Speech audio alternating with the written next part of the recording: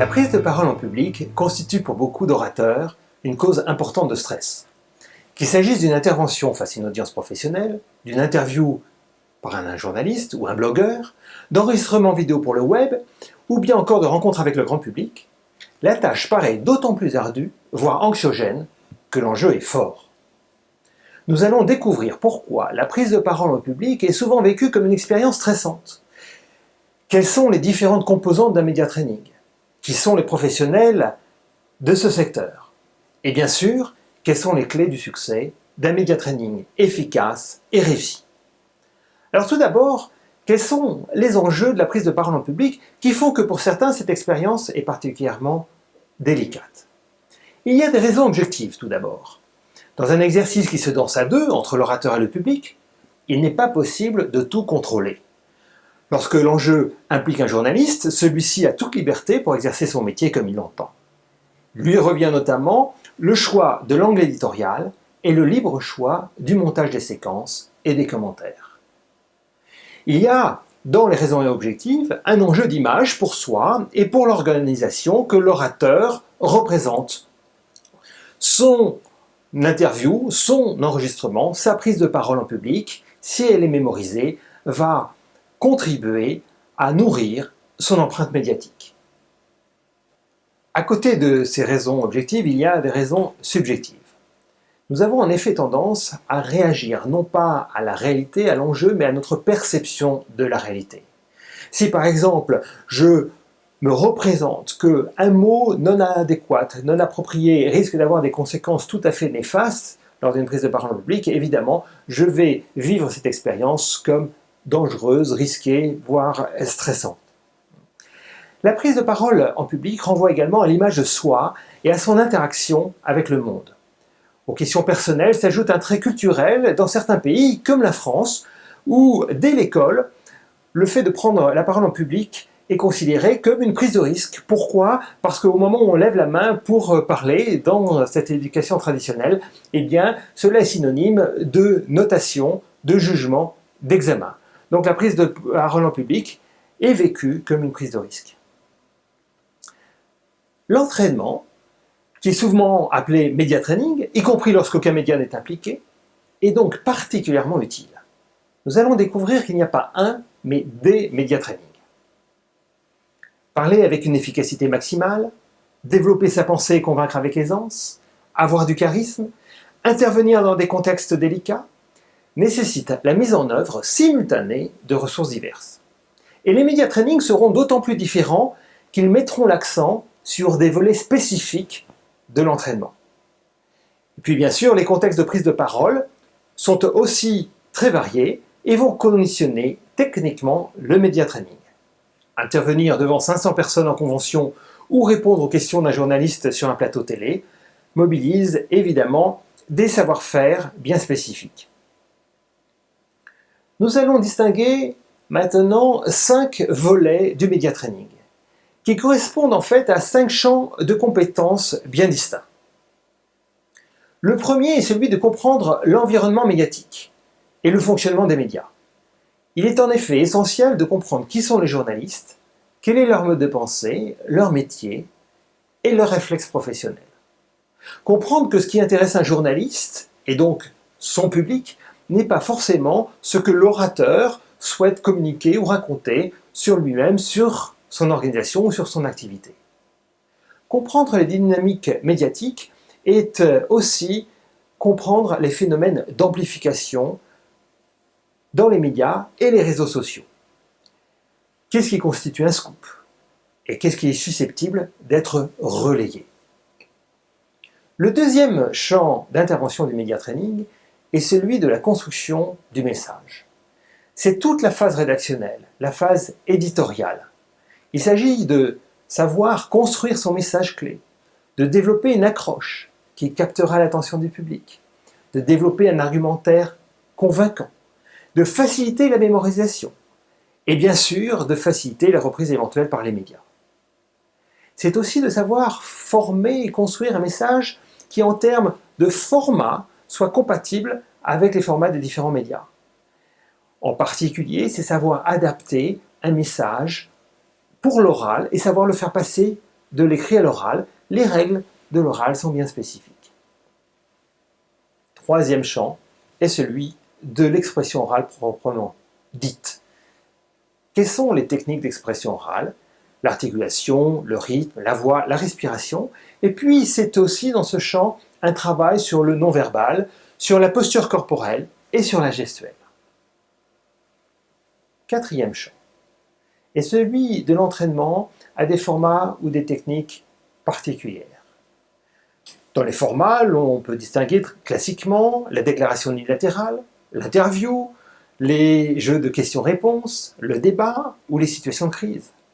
Les techniques particulières peuvent-elles être de la rhétorique, de l'intelligence symbolique et bien d'autres encore.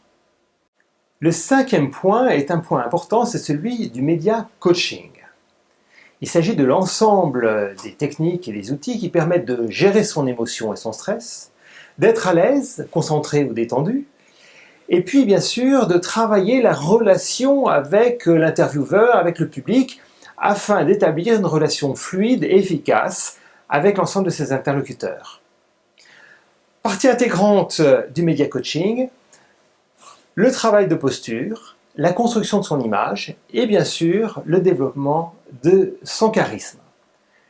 Vous vous rendez compte que le média training inclut de nombreux volets et nous en avons découvert ensemble 5. Maintenant, considérons quels sont les professionnels qui interviennent dans ce secteur et quelles sont leurs boîtes à outils. Il y a bien sûr les comédiens et les metteurs en scène qui apportent toute leur expertise de la scène, du spectacle dans cette activité de média training. Les journalistes qui connaissent toutes les arcanes des médias et peuvent en situation créer des simulations. Les coachs qui vont travailler sur tout l'entraînement mental et la relation à soi et aux autres. Et puis des experts d'une technique ou d'une situation particulière, comme la communication de crise ou la rhétorique.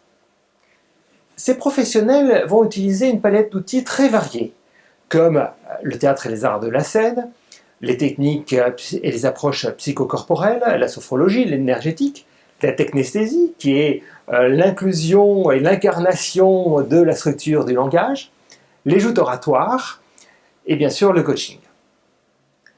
Quelles sont les clés de la réussite d'un média de coaching? Je voudrais m'arrêter sur 3 points particuliers qui font l'objet d'approches très différentes, voire contradictoires. À savoir, les questions de caméra, de déstabilisation et puis d'entraînement individuel ou collectif. Alors la caméra tout d'abord. La caméra est un outil qui est souvent recherché, demandé, qui pour ceux qui commercialisent des prestations de média training est un avantage certain. Pour la personne qui s'entraîne, c'est un petit peu plus complexe à mon avis. Lorsque l'on prend la parole en public, si l'on est débutant, peut-être que certains auront une image de soi qui n'est pas très heureuse, qui n'aimeront pas se voir. Et du coup, la caméra et le travail avec un écran risquent de renforcer des craintes et d'inhiber.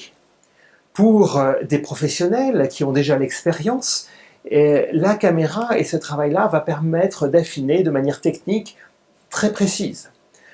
Pour d'autres, la caméra sera un jeu. Donc l'usage de la caméra est un sujet à débattre qui apporte énormément et qui, de mon point de vue, n'a pas à être utilisé de manière systématique ou en tout cas pas nécessairement à tous les moments d'un entraînement. Les questions de déstabilisation. Il y a beaucoup de stages que l'on trouve qui sont fondés sur la déstabilisation des participants. Pourquoi cela? L'idée derrière cela est de penser que toute situation de prise de parole en public réelle sera par la suite vécue comme beaucoup plus simple si lors de l'entraînement et du stage de prise de parole en public, l'entraînement a été particulièrement difficile, voire douloureux.